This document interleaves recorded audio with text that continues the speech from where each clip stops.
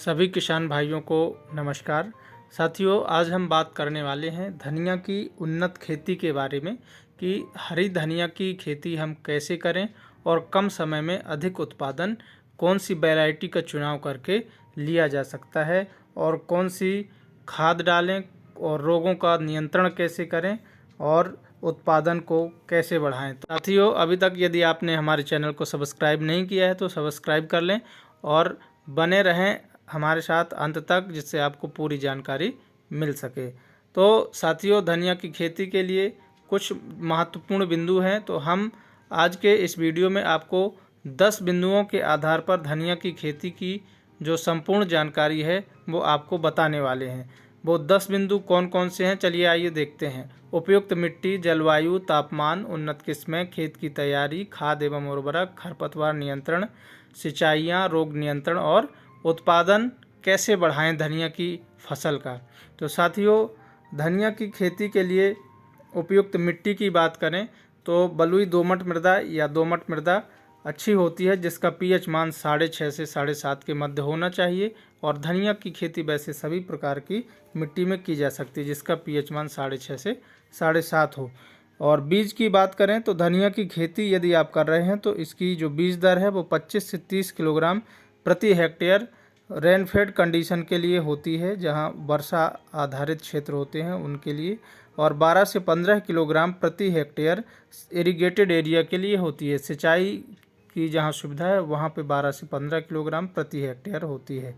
और यदि सब्जियों के लिए आप धनिया की खेती करने जा रहे हैं तो 40 से 42 किलोग्राम प्रति हेक्टेयर लीफी वेजिटेबल्स के लिए होती है।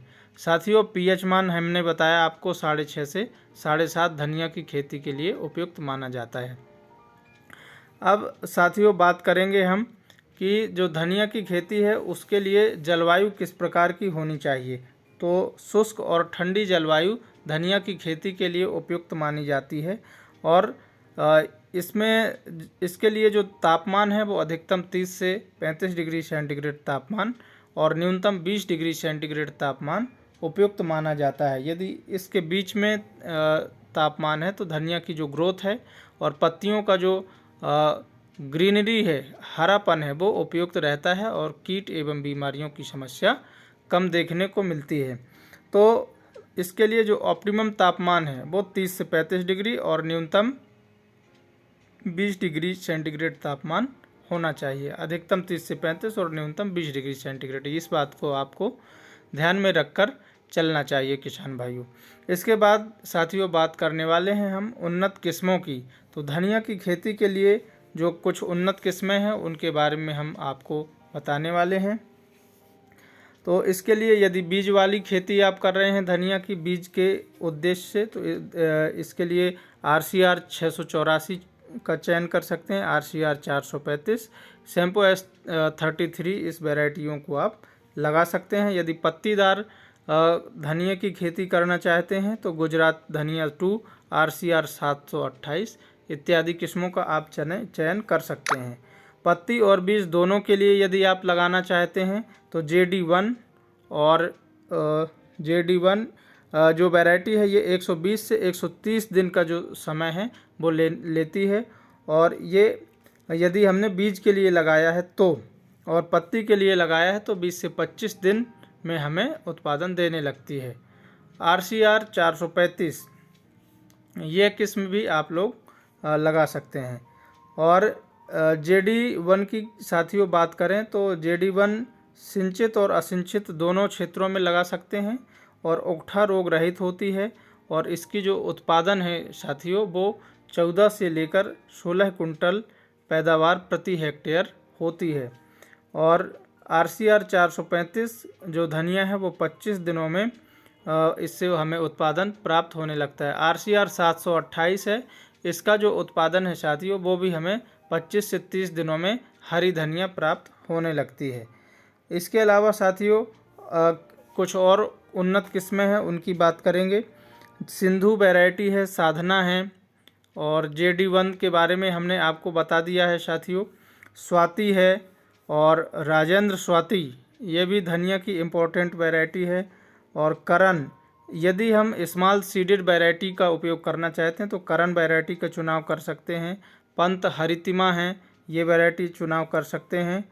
और साथियों हम आपको एक इम्पोर्टेंट चीज़ बता दें कि भारत जो है सीड स्पाइसेस में नंबर 1 है पूरी दुनिया में। और जो धनिया का बीज होता है उसको हम चीजो कार्प के नाम से जानते हैं।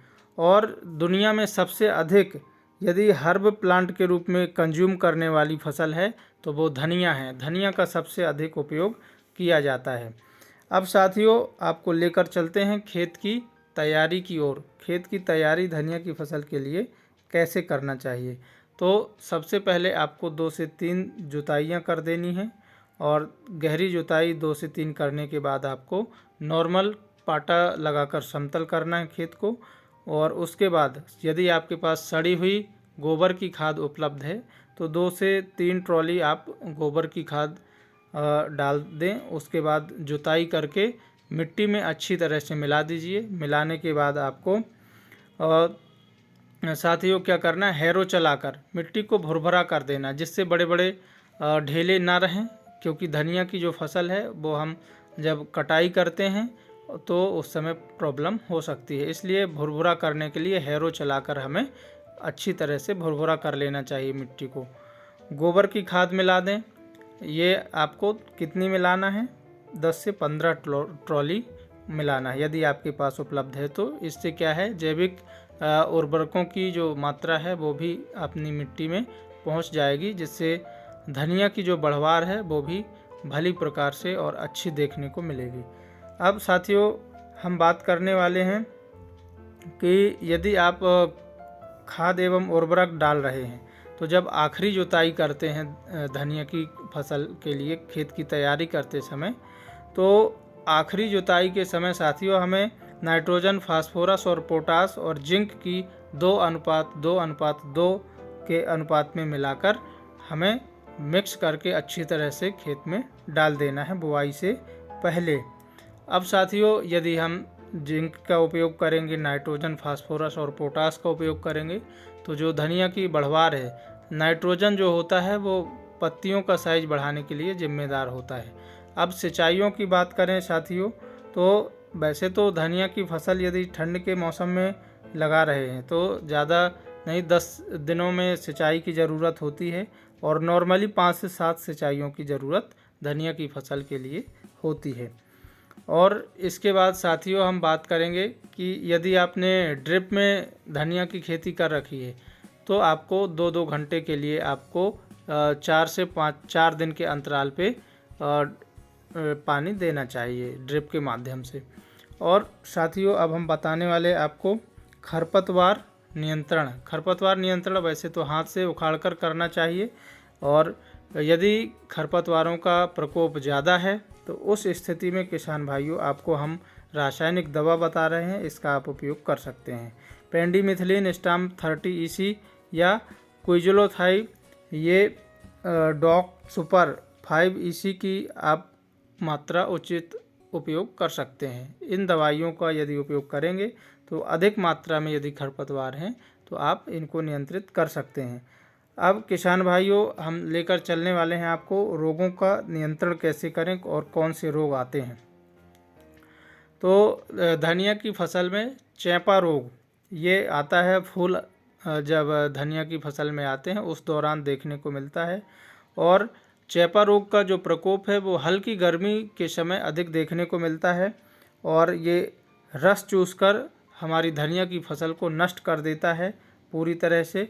और रस चूसने के कारण जो पत्तियां हैं उनमें ब्लैक ब्लैक धब्बे पड़ जाते हैं और उसकी क्वालिटी ख़राब हो जाती है, जिसके कारण मार्केट वैल्यू बहुत कम देखने को मिलती है। रोकथाम के लिए ऑक्सीडेमिथाइल 25 EC या डाइमिथोएट 35 EC की उचित मात्रा का छिड़काव कर देना चाहिए या गौमूत्र प्लस नीम का तेल मिलाकर उपयोग करना चाहिए। इसके अलावा भभूतिया रोग है, स्टेम गॉल रोग लग जाते हैं, इनके बचाव के लिए, भभूतिया रोग के बचाव के लिए इलेक्ट्रोविन 23 SE या ट्राइकोडर्मा विरिडी का छिड़काव आप कर सकते हैं। तो इस प्रकार से आप धनिया की फसल में भभूतिया रोग को नियंत्रित कर सकते हैं। तो साथियों कैसी लगी वीडियो, अच्छी लगी तो लाइक ज़रूर कर दीजिए। इसी के साथ जय जवान जय किसान जय विज्ञान। मिलते हैं अगले वीडियो में, तब तक